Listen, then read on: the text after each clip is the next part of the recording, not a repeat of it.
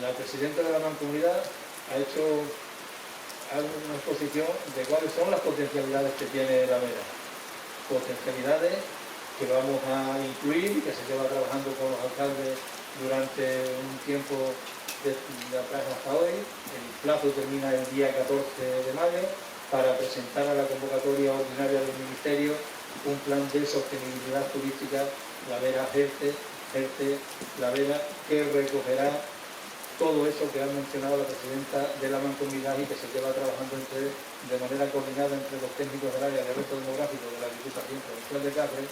y los técnicos de la propia Mancomunidad, los técnicos del propio grupo de acción local y con los propios alcaldes y con los sectores dinamizadores también del territorio, como el sector turístico o el sector empresarial. Ese trabajo de coordinación nos dará un documento que será el que presentemos a esa convocatoria ordinaria del Ministerio de Cultura para el plan de sostenibilidad Gente Vera o Vera Gente para desarrollar en los próximos 3 años una dotación máxima económica de 4 millones de euros, con lo cual los recursos económicos los pondrá ese plan de sostenibilidad y será